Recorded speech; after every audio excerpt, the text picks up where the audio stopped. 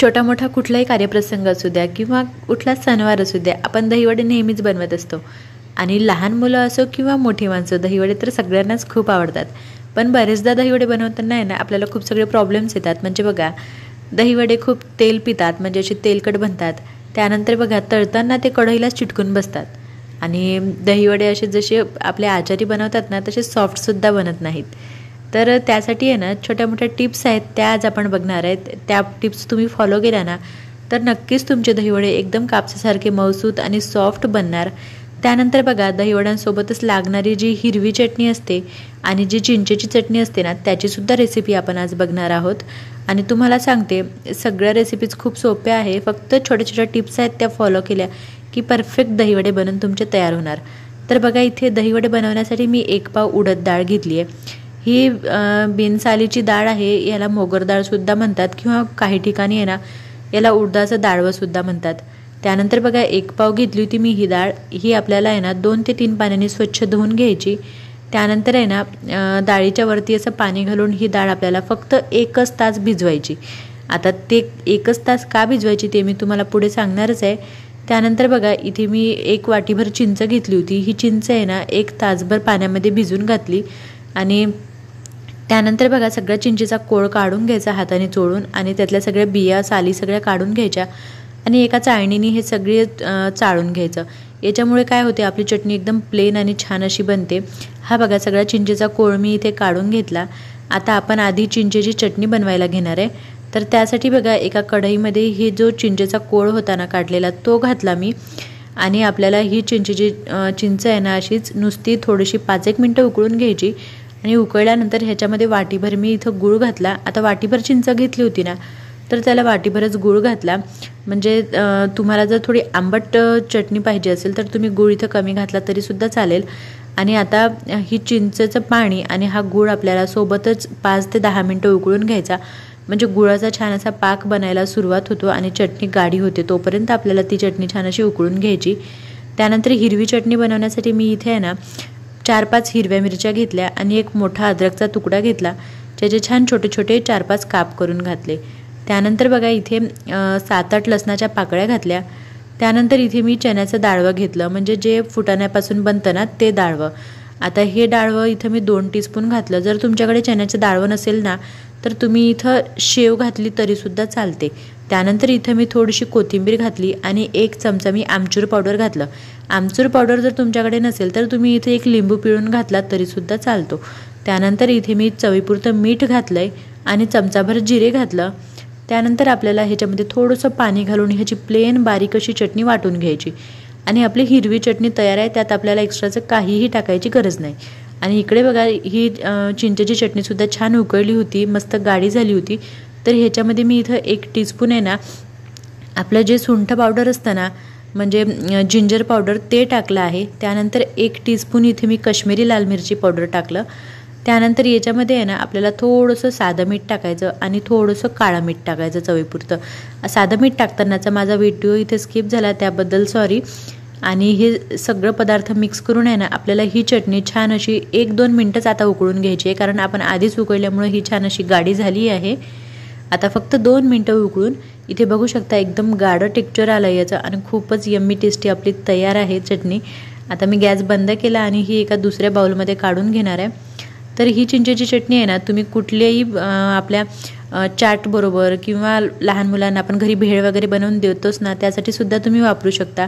आणि ही स्टोअर करून आहे ना, फ्रीजमध्ये 8 दिवस तरी छान राहते, अजिबात खराब वगैरे होत नाही.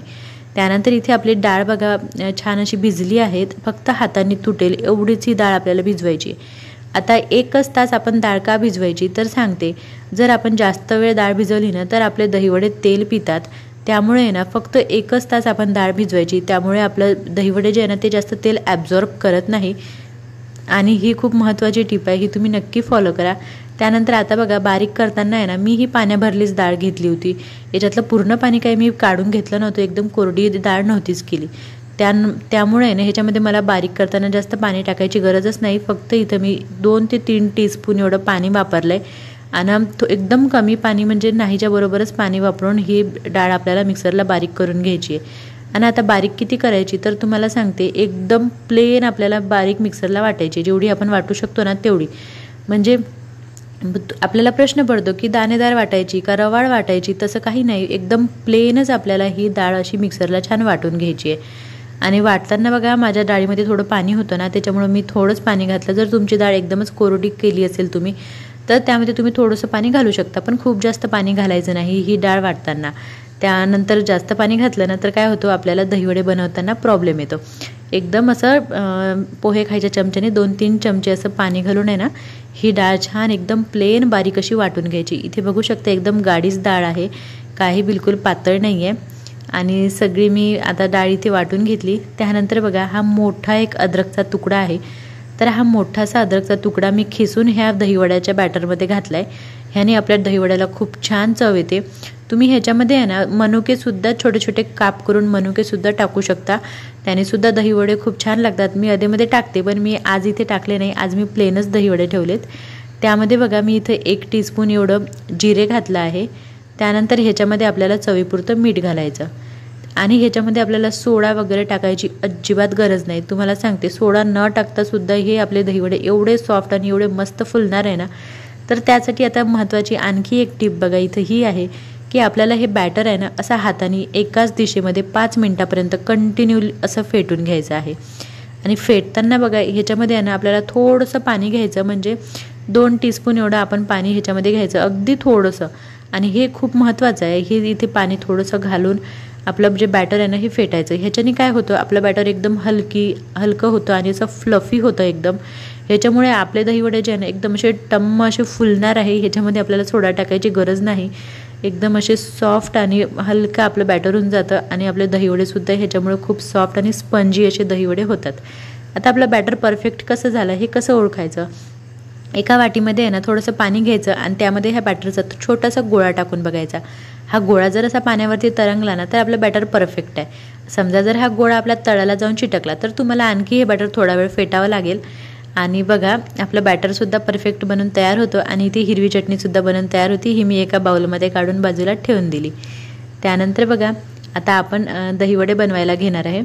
तर दहीवडे बनवण्यासाठी आहे ना आपल्याला तळण्यासाठी थोडं जास्त तेल टाकायचं, म्हणजे दहीवड्याला छान असं भरपूर तेल टाकलं की ते मस्त असे तळल्या जातात. नाहीतर काय होतं, ते असे दहीवडे व्यवस्थित तळल्या जात नाही सगळ्या बाजूनी. त्याच्यामुळे थोडं जास्त तेल टाकायचं आणि तेल सर्वप्रथम कडकडीत गरम होऊ द्यायचं, हे खूप महत्त्वाचं आहे. जर आपलं तेल खूप जास्त गरम नाही ना झालं, कोमट जरी असलं ना तेल, तर दहीवडे काय होतात तळाला जाऊन चिटकून बसतात आणि त्यानंतर ते खूप जास्त तेलसुद्धा पितात. त्यामुळे आधी आपल्याला आहे ना तेल कडकडीत गरम करायचं, त्यानंतर मात्र गॅस आपला एकदम लो करून घ्यायचा. आणि बघा थोडंसं हाताला पाणी घेऊन आहे ना हे बॅटर असं 4 बोटांनी घ्यायचं आणि अंगठ्याच्या साह्याने असं आपण ह्या तेलामध्ये सोडून घ्यायचं.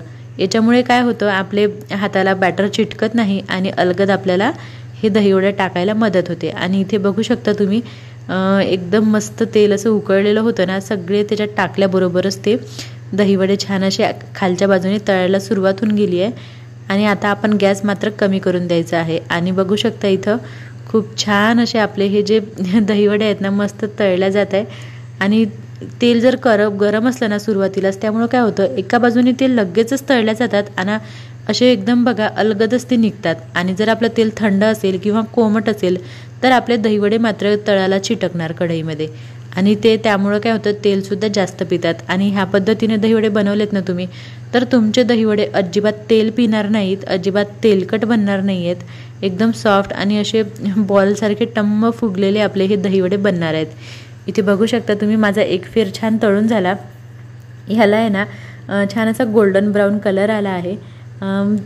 तेल गरम झाल्यानंतर आपण मंद आचेवर हे सगळे पुढचे दहीवडे तळायचे असतात, म्हणजे आतूनसुद्धा आपले दहीवडे तळून जायला पाहिजे म्हणून. आता इथे दुसऱ्या फेराला मात्र मी गॅस काही मोठा केलेला नाही आहे. आता गॅस माझा मंदच आहे आणि हे दुसरा फेर मी याच्यामध्ये टाकून घेतला, कारण कंटिन्यू प्रोसेसमध्ये आपलं तेल जे आहे ते गरमच आहे. दहीवडे तळताना त्याचं टेम्परेचर तेलाचं खूप जास्त महत्त्वाचं असतं. आता इथे गॅस मला मोठा करायची गरज नाही. इथे बघू शकता तुम्ही अलगदच हे दहीवडेसुद्धा एकदम इझिली निघणार आहे. आणि हे बघा खूप छान असे मस्त हे बघा टाकल्याबरोबर 2 ते 3 सेकंदामध्ये हे खालच्या बाजूने निघायला सुरुवात होतात, अजिबात तळाला चिटकत नाहीत. आणि हे सगळं तेलामुळं असतं. तेल आपलं जे आहे ना हे परफेक्ट गरम पाहिजे आपल्या दहीवड्यासाठी. इथे बघू शकता लगेचच आपले हे दुसऱ्या बाजूने तळल्या गेले आहेत. आणि हा पहिला फेर बघा, ह्यातलं तुम्हाला दहीवडा मी तुम्हाला दाखवते. तुम्ही बघू शकता ह्याच्यावर अजिबात तेलाचा अंशही नाही आहे. हे बिलकुलच तेलकट दहीवडे अजिबात झाले नाही आहेत. थोडंसंही ह्या दहीवड्यांनी तेल पिलेलं नाही आहेत. आतून बघू शकता तुम्ही एकदम अशी जाळी आली आहे.